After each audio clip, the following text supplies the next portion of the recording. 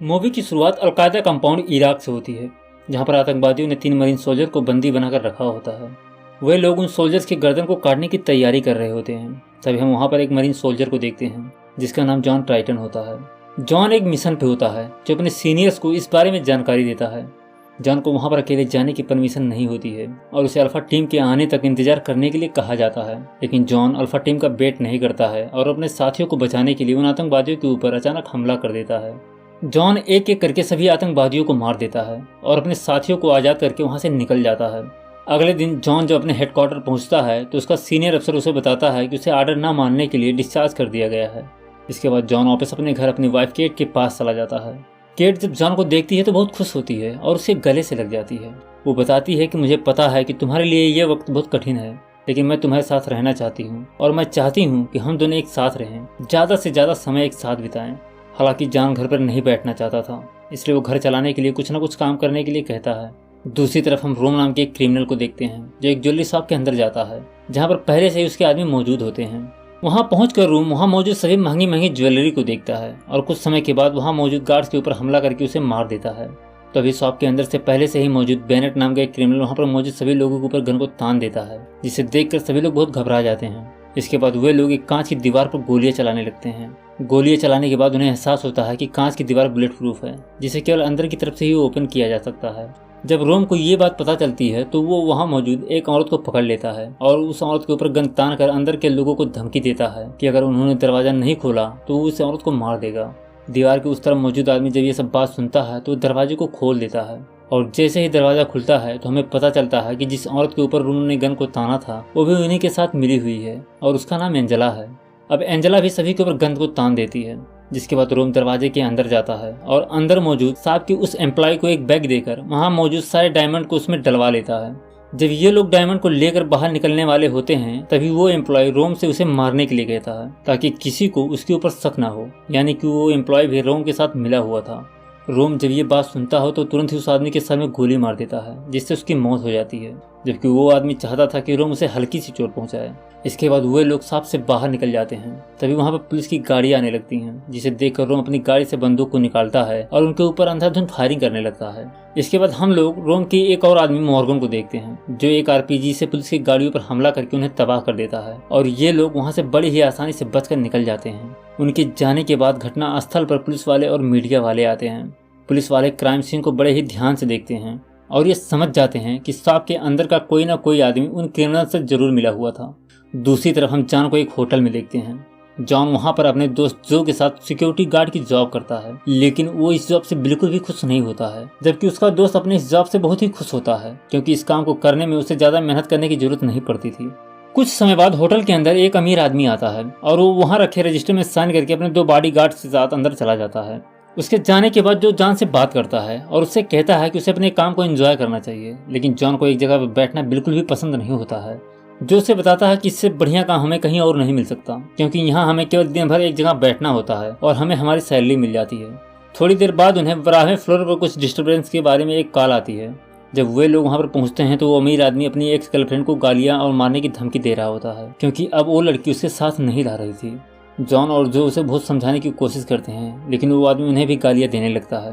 इसके बाद जॉन उसे पकड़ लेता है और बिल्डिंग के ग्राउंड फ्लोर पर लेकर आता है और उसे वहां से जाने के लिए बोलता है।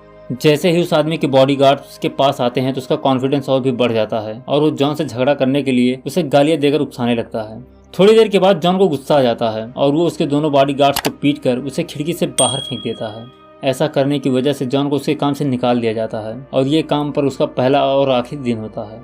इसके बाद वो दोनों एक रेस्टोरेंट में जाकर कुछ देर तक बैठते हैं और बातचीत करते हैं। बातचीत करते समय जॉन जो से कहता है कि वो आदमी आर्मी के अलावा कुछ भी नहीं जानता है और वो आम लोगों की तरह नॉर्मल जॉब नहीं कर सकता। इसके बाद जो उसे बताता है कि लाइफ में केवल एक ही स्टेबल चीज परिवर्तन है और उसे अपने फैमिली के साथ घर पर रहना ही पसंद करना चाहिए। इसके बाद जॉन अपने घर पर अपनी वाइफ केट के पास चला जाता है। केट जॉन से पूछती है कि उसका दिन कैसे रहा, लेकिन जॉन उससे झूठ बोलता है और बड़े ही कॉन्फिडेंस के साथ कहता है कि सब कुछ एकदम ठीक रहा। हालांकि कुछ देर के बाद केट बाय मिस्टेक टीवी पर सिक्योरिटी अफसर से रिलेटेड लड़ाई के बारे में न्यूज को देखती है, जो कोई और नहीं बल्कि जॉन ही होता है। केट जब ये सब देखती है तो समझ जाती है कि जॉन कितना स्ट्रगल कर रहा है। इसके बाद केट जॉन से कहती है कि उन्हें अपने दिमाग को आराम देने के लिए पहाड़ों पर ट्रेवल करना चाहिए। इसी बीच रोम और एंजेला अपने होटल के कमरे में लौटते हैं और वे लोग ज्वेलरी शॉप में उनके द्वारा किए गए हंगामे के बारे में चिंतित होते हैं। रोम बताता है कि उसने मैनेजर को इसलिए मार दिया क्योंकि उसने उसका असली नाम बता दिया था, लेकिन बाकी सब कुछ प्लान के हिसाब से ही हुआ। इसके बाद रोम एंजेला को भरोसा दिलाता है कि उसे उससे डरने की जरूरत नहीं है और वो कभी भी उसे नुकसान नहीं पहुंचाएगा।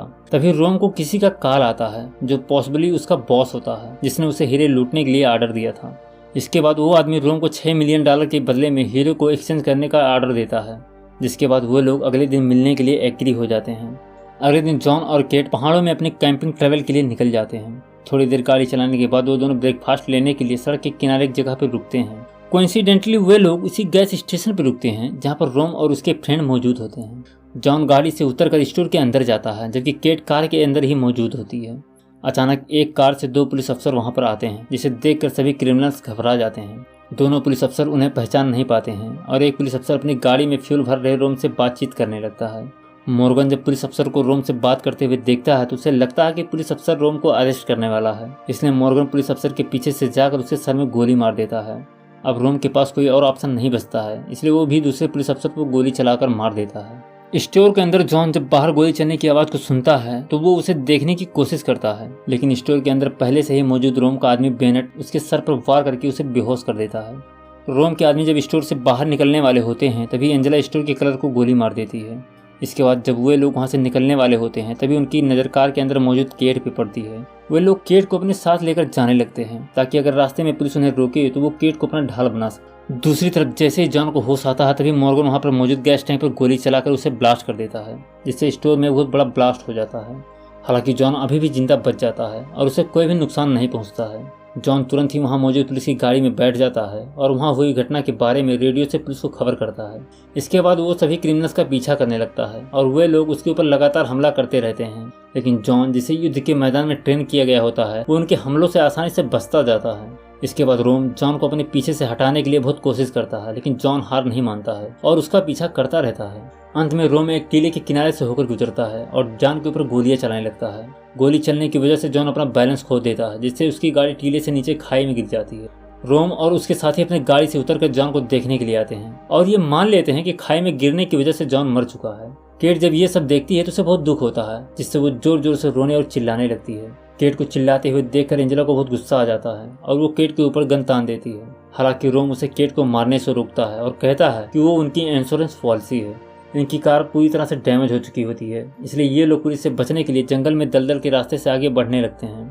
इसी बीच गैस स्टेशन पर बैन वुरेन नाम का एक जासूस जाता है, जहां उसे पता चलता है कि जॉन नाम के एक आदमी ने उन्हें रेडियो कॉल के माध्यम से वहां हुए घटना के बारे में बताया था। वैन वहां पर जांच ही कर रहा होता है कि तभी उसे जॉन की गाड़ी के एक्सीडेंट के बारे में कॉल आती है, जिससे वो तुरंत वहां पर चला जाता है। जैसे ही वैन वहां पहुंचता है तभी अचानक जॉन वहां पर आ जाता है, जो कि अभी जिंदा होता है। जॉन वैन को बताता है कि उसकी वाइफ को क्रिमिनल्स ने किडनैप कर लिया है। हालांकि ये मामला पहले ही पुलिस को सौंप दिया गया होता है, इसलिए वैन जॉन को क्रिमिनल के पीछे जाने से मना कर देता है और बताता है कि वे लोग बहुत ही खतरनाक हैं, लेकिन जॉन को इससे कोई भी फर्क नहीं पड़ता है। जॉन के कमिटमेंट को देखकर वैन उससे कहता है कि अगर वो अपनी वाइफ को बचाना चाहता है तो जल्द से जल्द एक्शन ले।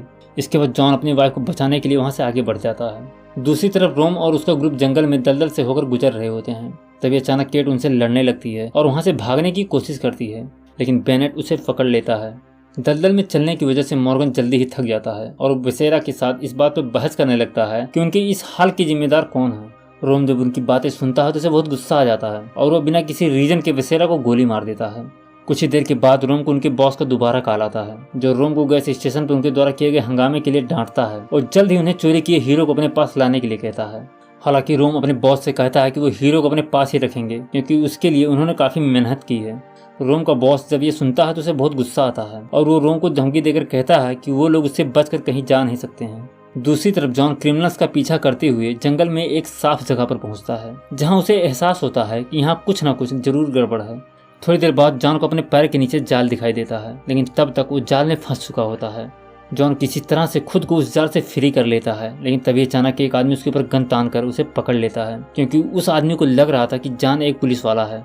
जॉन उसे समझाने की कोशिश करता है कि वो पुलिस वाला नहीं बल्कि अपनी पत्नी को ढूंढ रहा है, लेकिन तभी एक और आदमी पीछे से आता है और जॉन के सर पर वार करके उसे बेहोश कर देता है।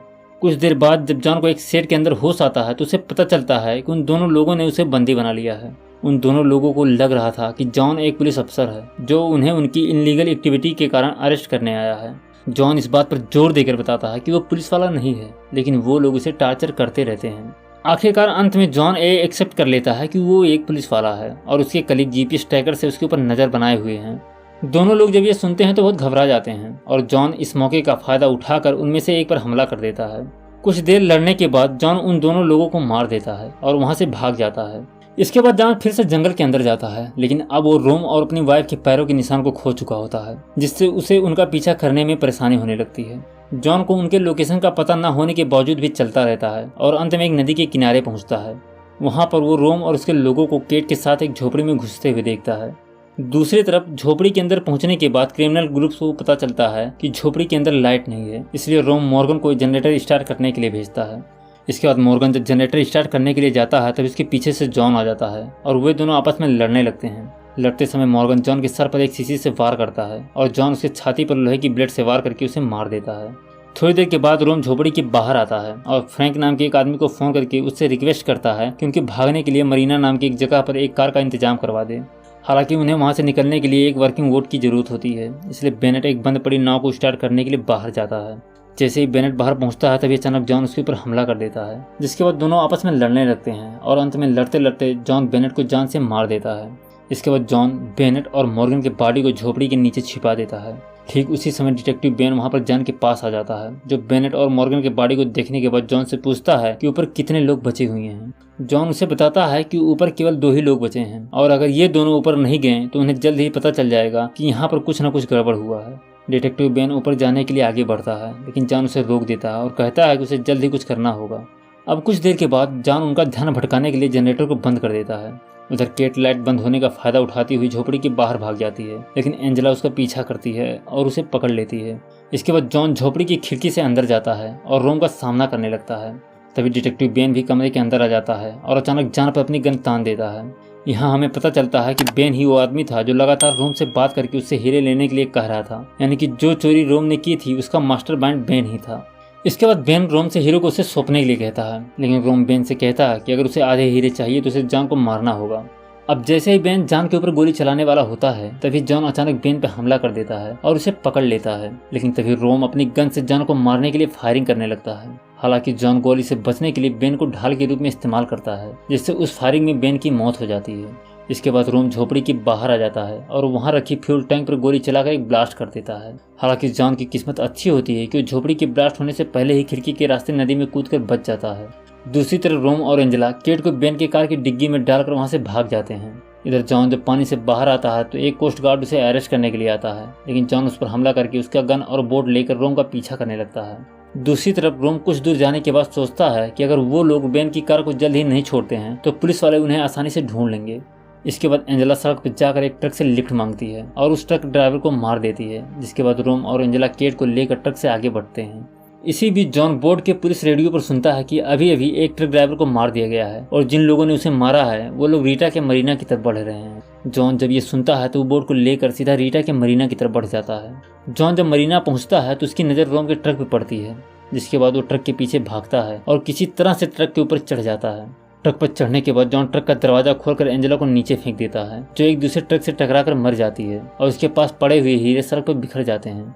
इसके बाद रोम जॉन को ट्रक से नीचे गिराने के लिए ट्रक को लेकर कुछ झोपड़ियों के अंदर घुस जाता है। हालांकि कुछ समय तक जॉन अपने आप को नीचे गिरने से बचाता है, लेकिन अंत में वो ट्रक से नीचे गिर जाता है। इसके बाद ट्रक एक बिल्डिंग से जाकर टकरा जाता है, जिसके बाद ट्रक में एक बहुत बड़ा धमाका होता है और रोम केट को ट्रक में ही छोड़कर नीचे कूद जाता है। जॉन जब देखता है कि ट्रक बिल्डिंग से टकराकर नदी में गिर रहा है तो उसके पीछे भागता है, लेकिन इसी बीच रोम उसके सामने आ जाता है और जॉन से लड़ने लगता है। जॉन रोम को बुरी तरह से घायल करके उसे आग में फेंक देता है और केट को बचाने के लिए नदी में कूद जाता है, क्योंकि ट्रक के केबिन में केट फंसी हुई थी। किसी तरह से जॉन केट को पानी से बाहर निकाल लेता है और कुछ देर तक सीपीआर देने के बाद उसे होश आ जाता है। तभी अचानक बुरी तरह से जलता हुआ रोम पीछे से आता है और जॉन के गले में जंजीर डालकर उसे मारने की कोशिश करने लगता है। हालांकि जॉन फिर से अपने आप को संभालता है और उसी जंजीर को रोम के गले में लपेट कर उसे मार देता है। मूवी के आखिरी सीन में जॉन केट के पास जाता है और उसे किस करने लगता है और थोड़ी देर बाद वहाँ पुलिस वाले भी आ जाते हैं और इस तरह से इस मूवी की कहानी यहीं पे ख़त्म हो जाती है। दोस्तों, ये वीडियो अगर आपको पसंद आई हो तो वीडियो को लाइक करें, कमेंट करें, शेयर करें और चैनल को सब्सक्राइब करें।